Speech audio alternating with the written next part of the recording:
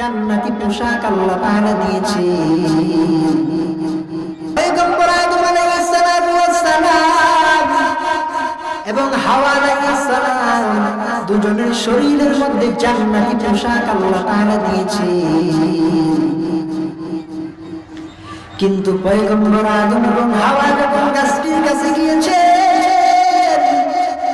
সাথে সাথে জান্নাতি পোশাকটা খসে পড়ে শরীর থেকে পড়ে গেল।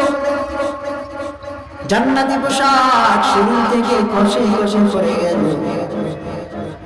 পয়গম্বর আদম